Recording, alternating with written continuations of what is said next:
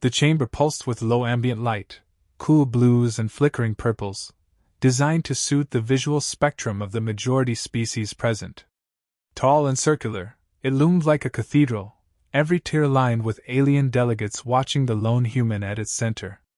Ambassador Talia Riker stood straight, hands clasped behind her back, her dark suit immaculate against the Council's vibrant mosaic of biofabrics and ceremonial armor.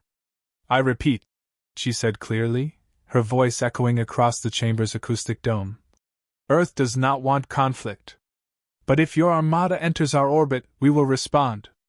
The translator nodes hummed. Dozens of species blinked or stirred, absorbing the statement in silence. High Counselor Virex Jalthlin, seated in the apex throne of the chamber, leaned forward. His segmented lips curled upward, his species' version of amusement. "Respond with what, Ambassador Riker?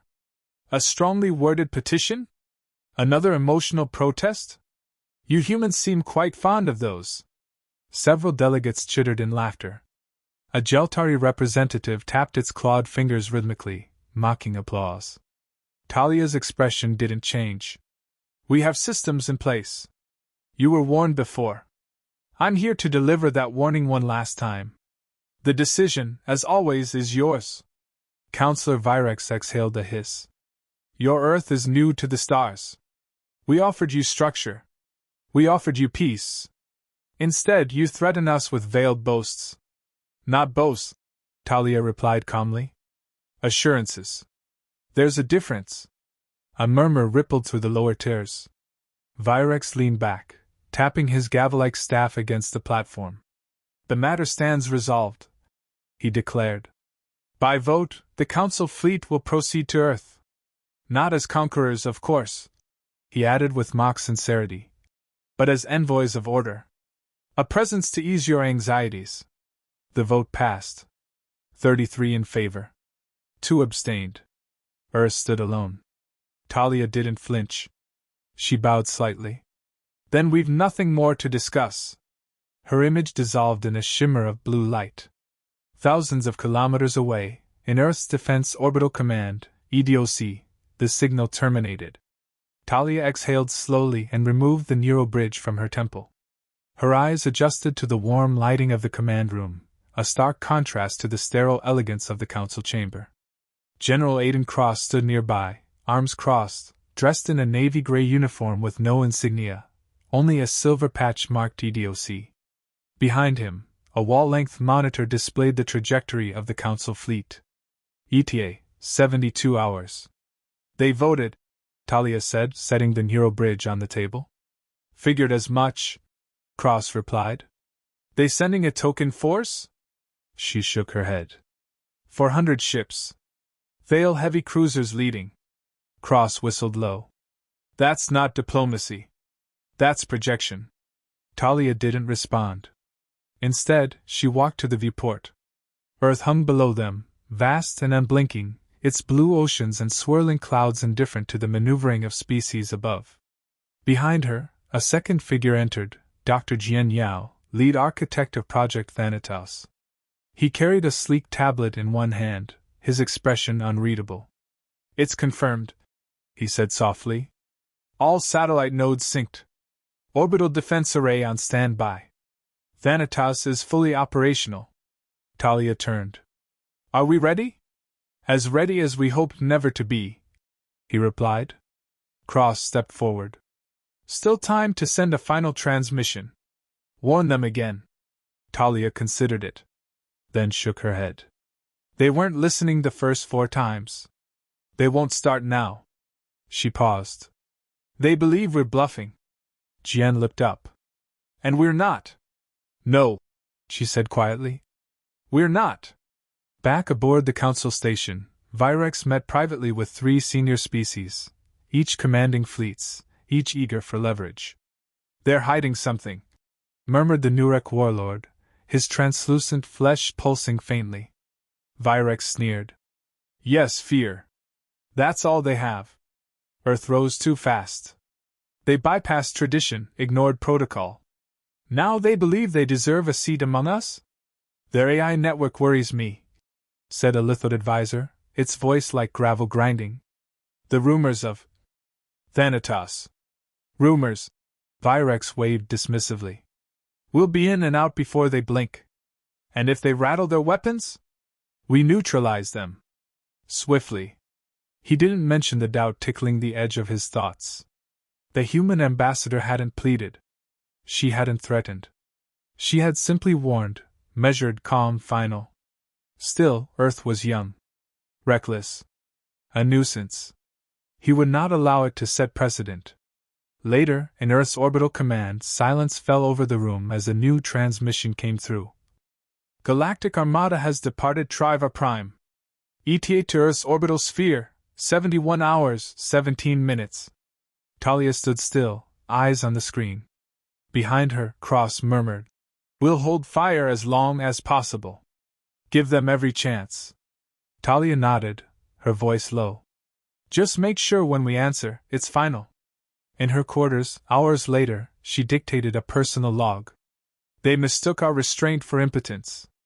They came seeking submission. What they'll find is something else entirely. She paused. Let history record this clearly. We asked them to stand down. We gave them every chance. Whatever follows now, they chose it. She ended the recording. Outside, the stars drifted like silent witnesses. The Council Armada slipped into the Sol system like a blade through soft cloth. 487 ships, shimmering with living alloys, lattice shields, and entropy drives, moved in perfect formation. From the flagship Vigilant Dominion, Admiral Kelrock observed the forward scans, arms behind his back, tail flicking lazily. Still no resistance? He asked. No signal intercepts, no military movement, replied his second-in-command, a thin, glimmer-eyed Thale officer. Their defense net remains dormant. They've gone quiet. Kelrock smirked. They're afraid. They should be. He turned to the observation window. Earth floated in the distance, pale blue and fragile, its surface swirled with clouds and coastlines, beautiful, yes, but insignificant. They thought they could challenge order, he said. Now they learn humility. Above Earth, in the Defense Orbital Command Center, Talia Riker stared at the incoming fleet data. Icon after icon lit up the 3D holomap, red, clustered, approaching. She didn't blink. Behind her, General Cross ran final checks, while Dr. Yao watched the sky with a stillness that wasn't calm. They're now within orbital radius, said a tech. Their lead ships have entered geosync pattern. No fire. No communication.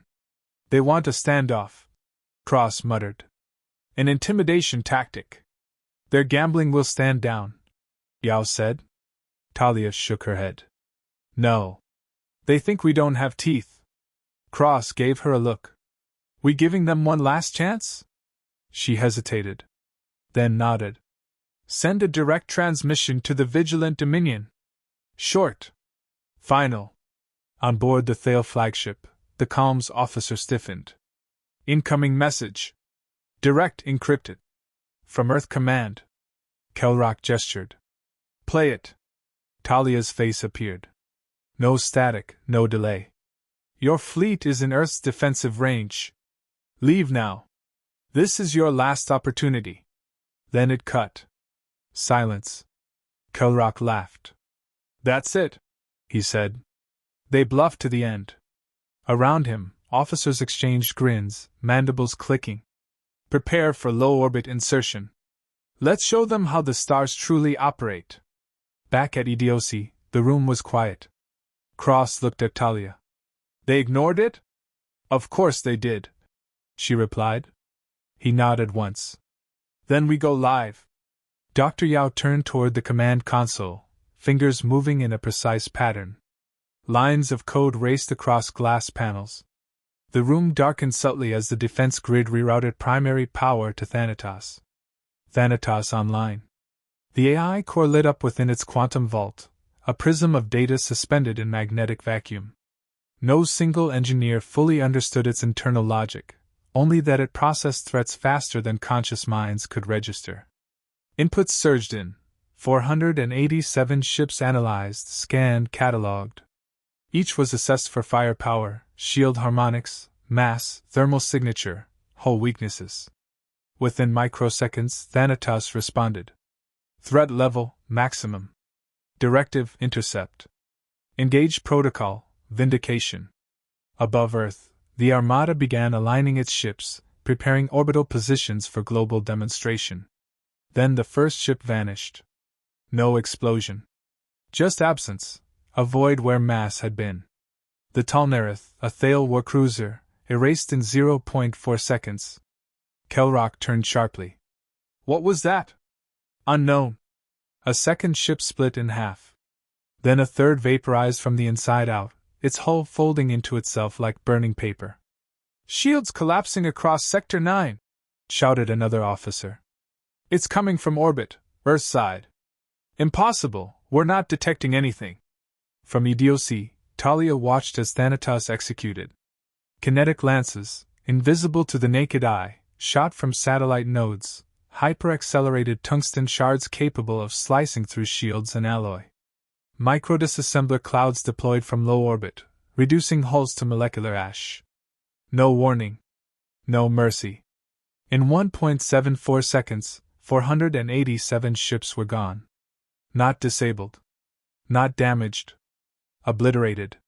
Kelrock's last words were broadcast live to half the Council via real-time diplomatic channels. We don't understand. His command ship fractured down the middle, its core imploding as Thanatos focused a single particle beam directly into its fusion heart. Then there was only static. Dr. Yao stepped back from the console. All targets neutralized. The room was silent. General Cross exhaled through his nose, lips pressed tight. Status? 0 orbital threats. Not a single piece of debris large enough to impact atmosphere. Talia stood motionless. The holomap was clean now. Empty. She turned to the comms officer. Send the message. Across the galaxy, in council chambers, the feed cut sharply. A news signal followed. Earth's transmission. It was 3 words. We warned you. The chamber erupted in chaos. Some shouted for explanations, others demanded immediate retaliation. But there was no longer a fleet to command. No standing force nearby. The humans had acted, quickly, quietly, without bluster or banners. Counselor Virex stood frozen, his jaw trembling. He had seen fleets burn before, but never vanish. Behind him, a junior envoy whispered, What did they use? Virex had no answer. Only fear. Back on Earth, the silence in EDOC was not one of celebration. General Cross looked to Talia. This changes everything. No, she said quietly. It reveals everything.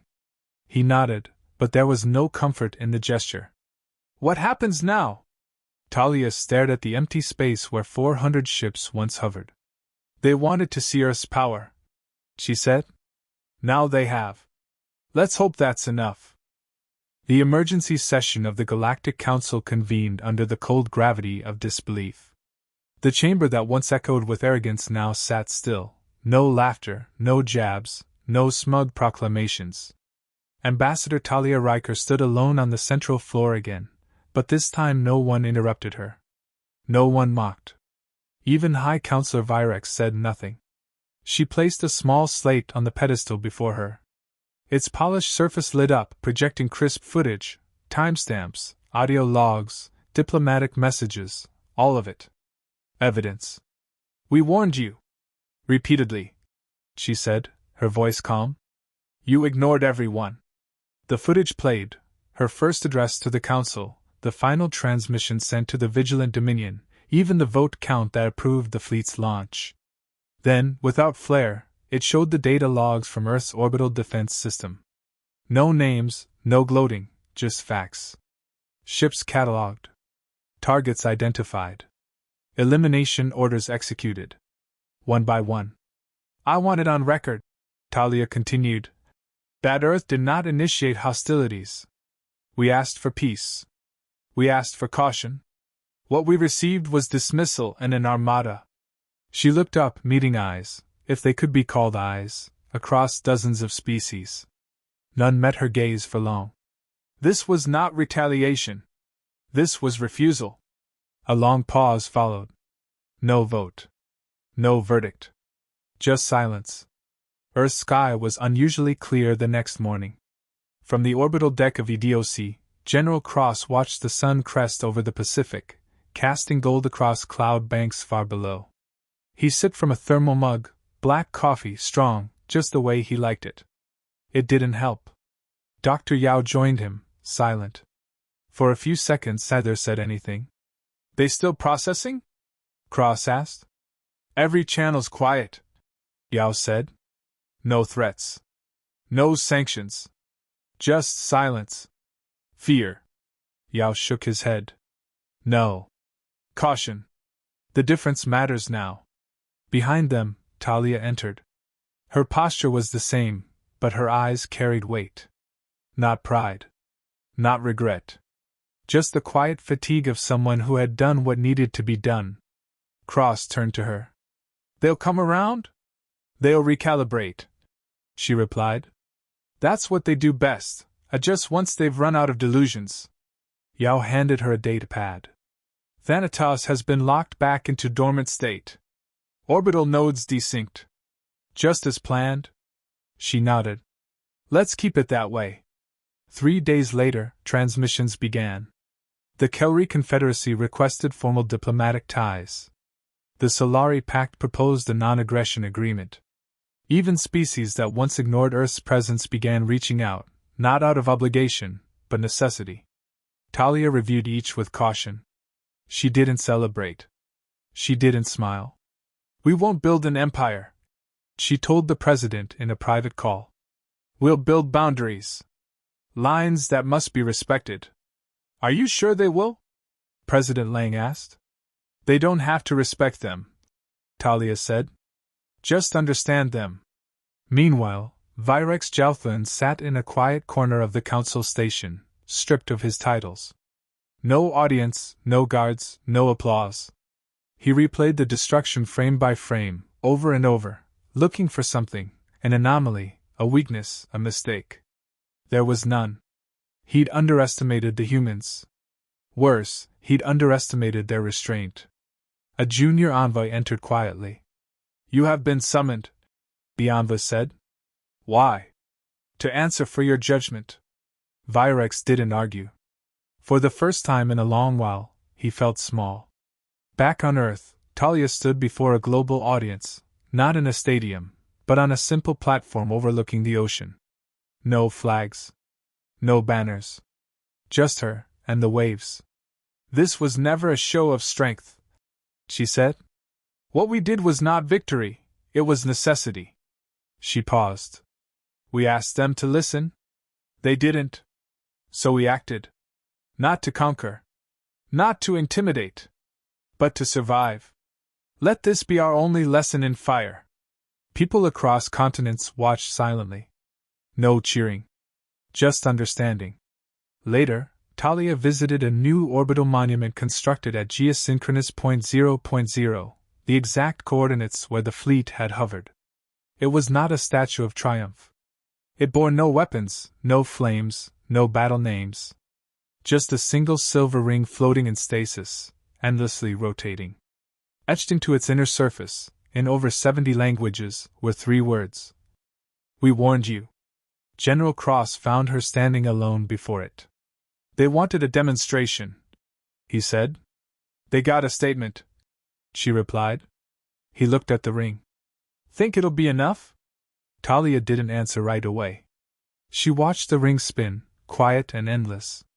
If it isn't, she said finally, we'll remind them. Once. No more. Cross nodded. They'll remember. Fear fades. Memory doesn't. She turned to him, half smiling. You always this poetic? He shrugged. Just tired. So is the world. Later that night, she recorded one final log. The galaxy sees us now. Not as conquerors, not as subjects. As equals. We didn't want war. We wanted space to grow. To breathe. But if we must defend that right, so be it. The first shot wasn't fired by Earth. It was fired by arrogance. We only answered. She closed the file. And for the first time in weeks, slept without dreaming.